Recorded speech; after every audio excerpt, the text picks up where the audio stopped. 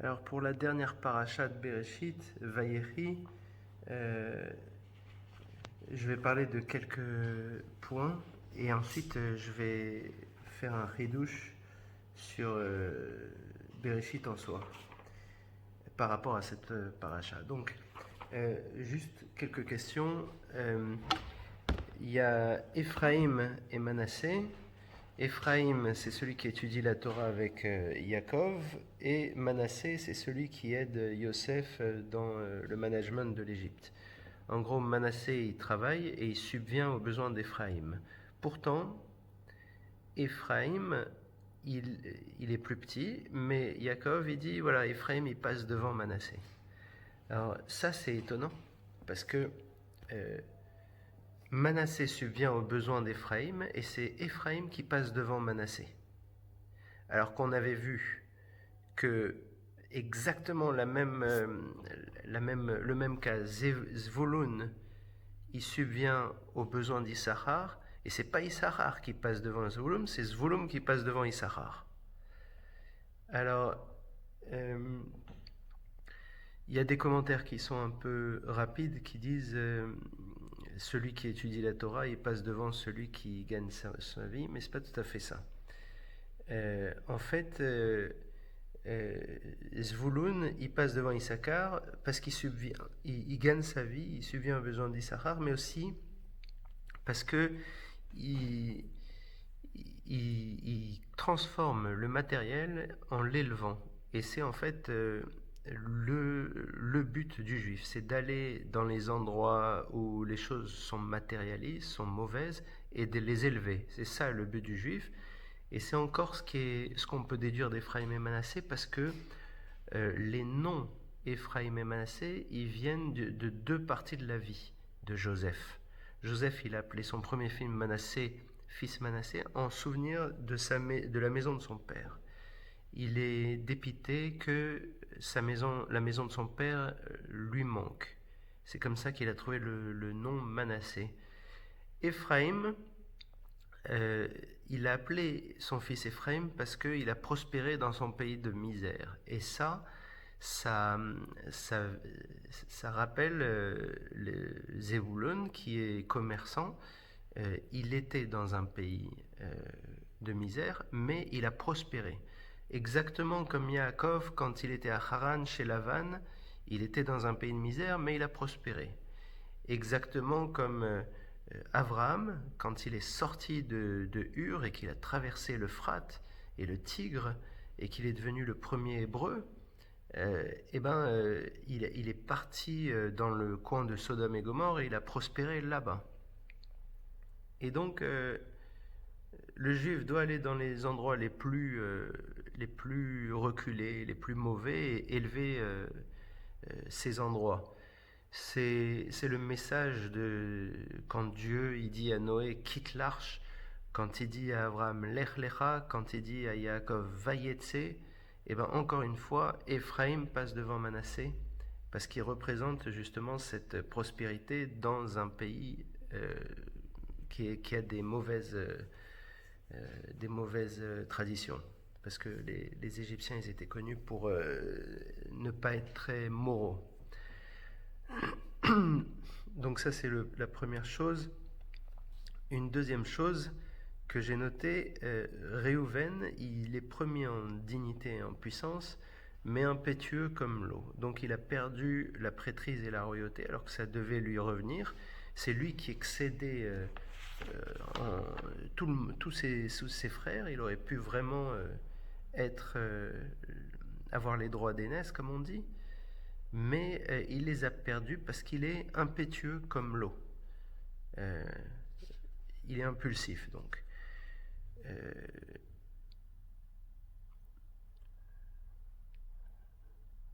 Donc, comme il est impulsif, il ne peut pas diriger.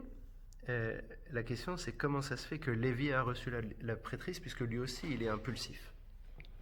Alors, Judas, on comprend pourquoi il a la royauté. Judas, il y a marqué « Ses frères se prosterneront, main sur la nuque de ses ennemis, jeune lion, sceptre et érudit, Judas qui vient d'acheter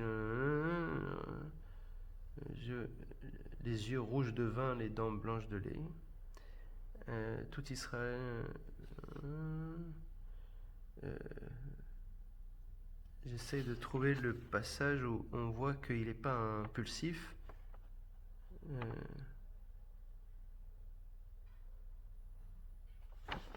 Attendez. Alors j'ai dû retourner dans la Torah même. Il y a marqué Gur Aryeh Yehuda, Miteref Beni Alita. Sur la proie, mon fils, tu as grandi. Et là, il y a des commentaires pour pourquoi il dit mon fils tout d'un coup. Il y en a qui disent qu'il parle de Yosef. C'est vrai que Judas, il avait Yosef entre ses mains, il aurait pu le tuer, mais il a grandi, il a refusé de le tuer, par pitié. Et il y en a qui disent qu'il parle de Tamar. C'est vrai que Tamar aussi, il aurait pu la tuer, il l'avait entre les mains, et il a décidé de ne pas la tuer. Donc Judas, c'est un lion, et c'est aussi quelqu'un qui n'est pas impulsif, puisque quand il a la possibilité de tuer, il n'utilise pas cette possibilité forcément, il décide de ne pas tuer. Donc dans ce cas-là, il n'est pas impulsif, donc on comprend pourquoi il a la royauté. Pourquoi Lévi il a la royauté? Figurez-vous que Yaakov n'a pas donné la royauté à Lévi. Il voulait le lévira, enfin la prêtrise à Lévi, il voulait la donner à Yosef. Mais à l'époque du veau d'or, donc bien après, Lévi c'est le seul qui n'a pas fauté et en fait ça révèle un caractère de Lévi que Yaakov n'avait pas vu. C'est que Lévi il est très droit, il essaye d'être le plus rationnel et le plus logique possible, parfois sans pitié, mais hyper logique. Quand il voulait tuer Yosef, il avait aucune pitié, il s'est assis pour manger alors que son frère a été en train de pleurer au fond du puits et qu'il avait peur pour sa vie. Et Judas, lui, il a pris pitié pour Yosef, alors que Lévi, non. Lévi, pour lui, si jamais quelqu'un fait ça, il mérite ça. Il n'y a pas de réflexion à avoir, il faut être 100% logique. Et dans sa tête, Yosef méritait de mourir, donc il fallait le tuer. De toute façon, c'était comme ça pour Lévi. Même chose quand ils ont découvert que Yosef les avait trompés en se faisant passer pour Pharaon et qu'il avait mis des objets volés dans leur sac. Lévi n'a pas compris parce qu'il se disait c'est pas logique. Qu'est-ce que Dieu nous fait là? Il dit, Lévi. Parce que pour lui, tout doit être super logique. La Torah dit quelque chose, donc tout doit se passer exactement logiquement. Et quand Dieu a dit qu'il ne fallait pas faire d'autres images, il ne fallait pas faire d'autres dieux, et ben Lévi, il a pris ces mots très sérieusement, contrairement au reste du peuple juif qui a laissé faire certaines personnes le veau d'or. Donc, et d'ailleurs, dès qu'il fallait tuer les coupables, et ben, c'était les Lévis qui se prononçaient. Même chose pour Shrem, quand le roi de Shrem, le prince de Shrem, il a violé Dina, et ben Lévi, c'était le premier à vouloir tous les massacrer. Voilà, donc, ok, il est impulsif, il a l'air impulsif, il a l'air en colère, mais en fait, il est très froid et très rationnel. Voilà. Maintenant, mon chidouche, c'était sur le fait que cette paracha Vayechi qui clôt Bereshit, en fait, elle donne des informations sur chaque enfant de Yaakov, sur les 12 tribus d'Israël, sur les pères des 12 tribus. Et ces informations, elles nous font remarquer, si on fait attention, que chaque enfant correspond à une paracha. Et dans l'ordre de sa de sa naissance. Donc Réhouven correspond à Bereshit, Shimon à Noach, etc. Et je vais vous en faire la démonstration,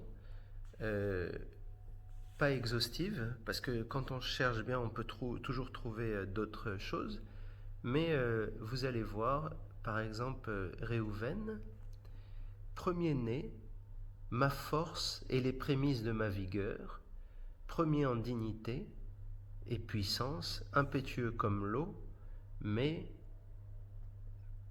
pas plus, car monté sur le lit de son père, alors profané celui qui, montré sur ma couche, et donc il perd la prêtrise et la royauté, à cause de son caractère intempestif.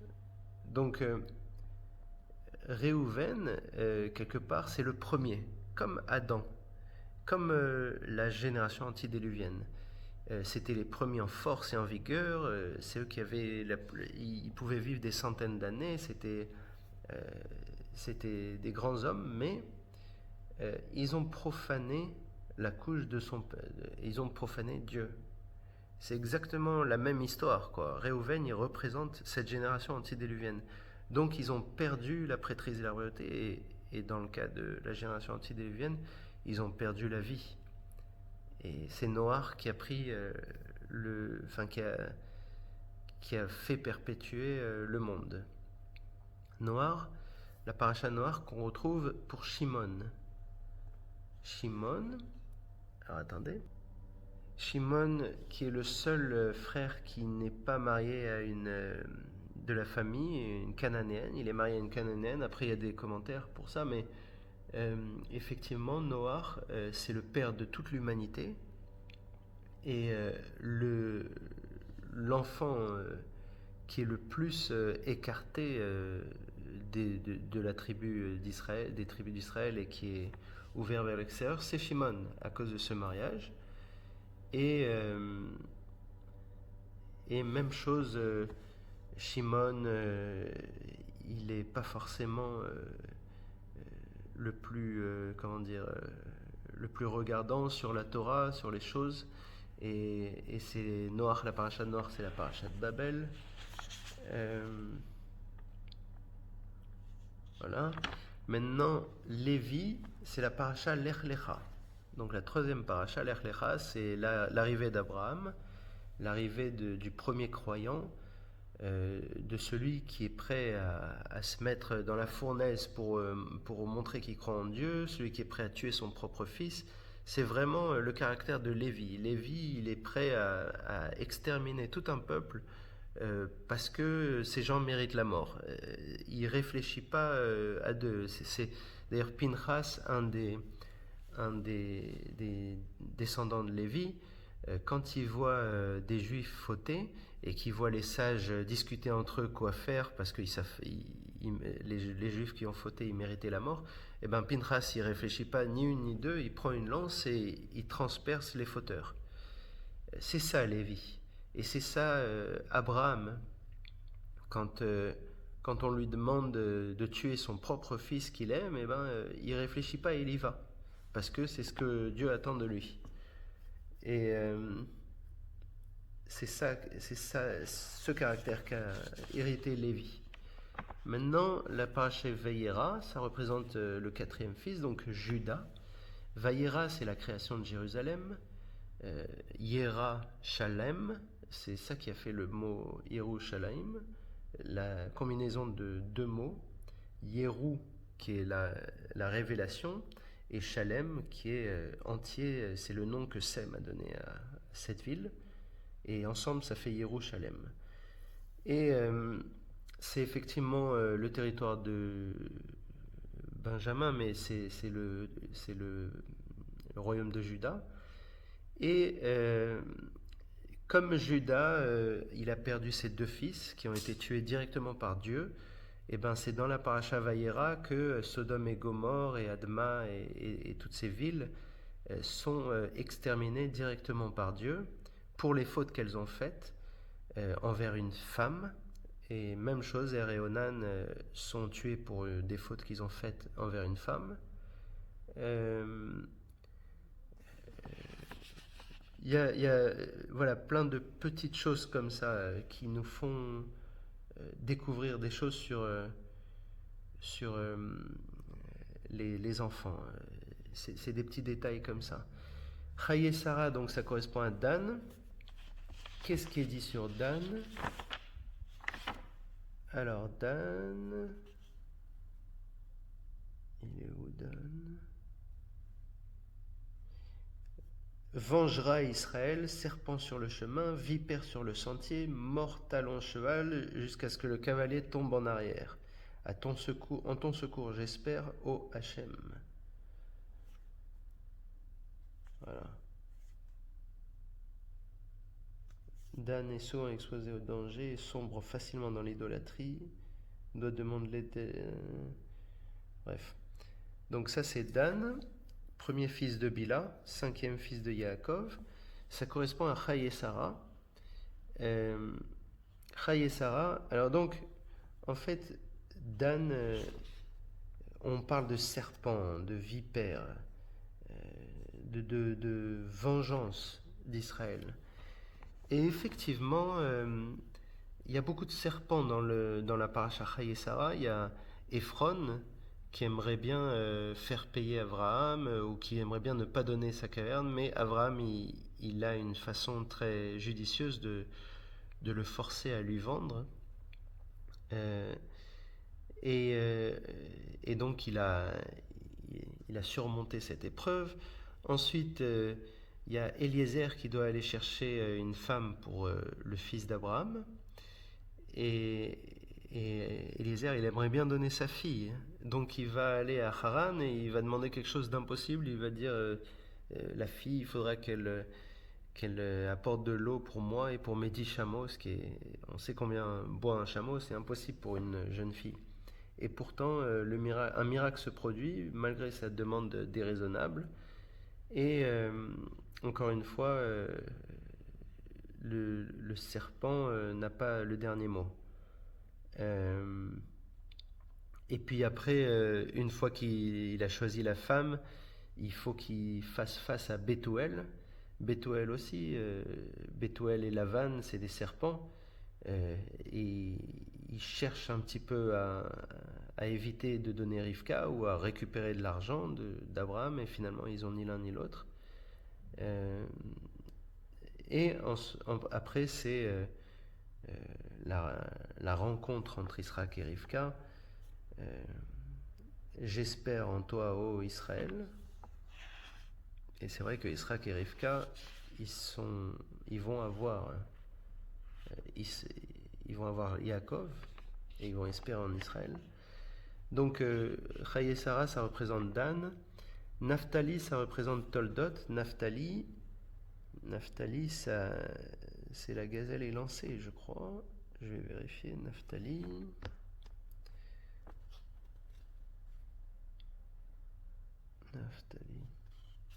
Biche élancé qui produit des paroles pleines de beauté.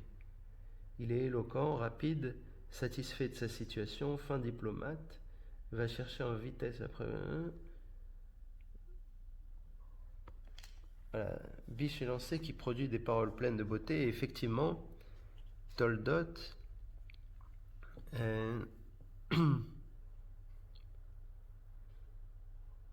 Toldot, c'est le moment où Yaakov, il prend la bénédiction d'Esav. Esav qui avait des belles paroles pour plaire à son père, mais qui ne les pensait pas. Et puis Yaakov qui part des belles paroles a fait une sorte de tromperie envers son père, une tromperie qui n'est pas forcément involontaire pour Yaakov, mais effectivement c'est les mains d'Esav et la voix de Yaakov qu'il a entendu. Donc belle parole. Biche est lancé, effectivement il a dû se sauver du courroux d'Esav. Donc il a couru vers Haran.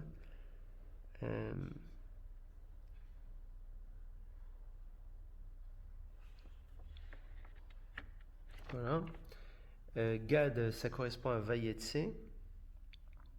Donc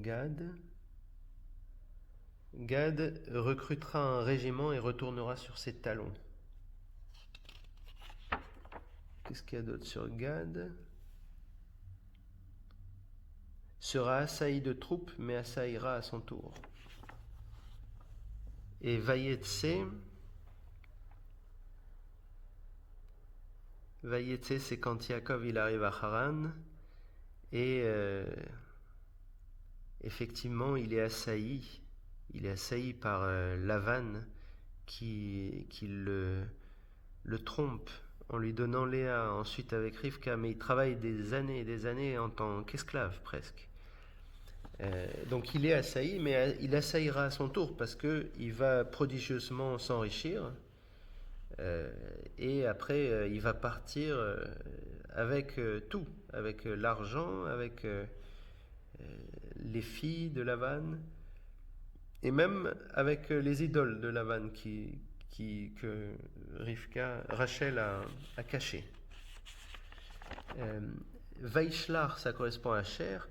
Alors Asher, c'est les filles d'Asher seront belles et épouseront les rois, selon le Midrash.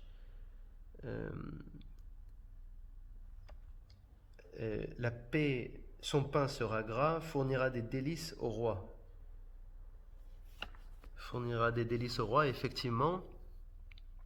C'est le moment où Yaakov se réconcilie avec Esav en lui donnant des cadeaux, en lui offrant beaucoup de délices. Esav, c'est aussi un roi. Et il lui donne des cadeaux, il fait des prières. Ensuite, il y a le viol de Dinah. En quelque sorte, Dinah est violée par un prince. Donc, elle aussi, elle est belle, elle donne jouissance au roi. C'est aussi le côté négatif de ça. Donc, Asher correspond bien à Vaishlar. Vayeshev, le repos. Vayeshev, c'est Shabbat. Issachar, lui, c'est un âne osseux, tranquille, terre agréable, incline son épaule pour porter et est devenu travailleur tributaire.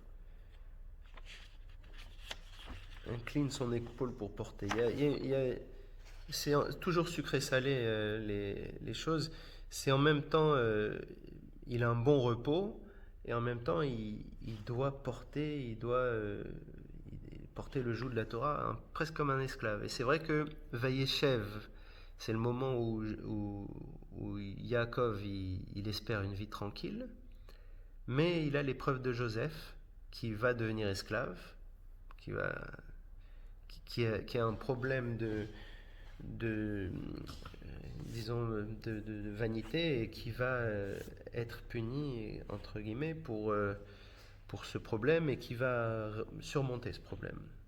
Mais il va devoir être esclave et puis même prisonnier pour pouvoir arriver à la perfection. Donc Issachar correspond bien à ça. Il y a aussi l'épisode de Judas et Tamar où Judas reconnaît sa faute. Donc il reconnaît, c'est la même chose, il accepte le joug de la justice. Ensuite il y a Miketz. Miketz qui correspond à Zvouloun. Alors Zvouloun c'est le fameux qui est au littoral des mers, au port des bateaux jusqu'à Sidon, qui est un businessman. C'est le dernier de Léa.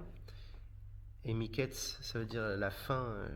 C'est une allusion à Ketz Sham la Rocher, ça veut dire la fin des ténèbres. Quand on a fait la paracha Miketz, c'était la nuit la plus longue. Et après la paracha Miketz, les nuits se raccourcissent. C'est ça la fin des ténèbres. Et Zvouloun, lui, il représente entre guillemets le business. Et effectivement, c'est dans Miketz, la fin des ténèbres, que Yosef, qui était prisonnier, il va être libéré, il va être mis en charge de toutes les possessions égyptiennes et il va faire fructifier l'Égypte et il va renforcer le pouvoir du pharaon. Donc ça correspond bien à Zvouloun. Euh, Ensuite, Vaïgash, ça correspond littéralement à Joseph, parce que c'est vraiment le moment où Joseph se révèle à ses frères et qu'il il leur offre de quoi manger, de quoi s'installer, il leur offre des chars, des habits, du bétail. C'est vraiment le moment où Yosef se révèle pleinement à sa famille. Et effectivement, c'est la paracha de Joseph. C'est vraiment littéralement Joseph. Et puis, Vaïeri, Benjamin, c'est la fin, c'est les bénédictions. Euh, Benjamin, c'est le loup ravisseur. Le matin, il dévore sa proie. Le soir, il partage son butin. Et effectivement, c'est le moment où Yaakov, il va, entre guillemets, partager son butin, qui est ses bénédictions. Il va donner des bénédictions à chacun. Parfois, ça ressemble à des malédictions, comme pour Shimon et Lévi, ou Réhouven d'ailleurs. Mais c'est toujours des bénédictions. Voilà. Euh, donc, euh, donc voilà. Voilà pour le chidouche. Après, plus on creuse et plus on trouve des, euh, des signes de cette correspondance entre les parachutes et les enfants d'Yaakov. Allez, salut!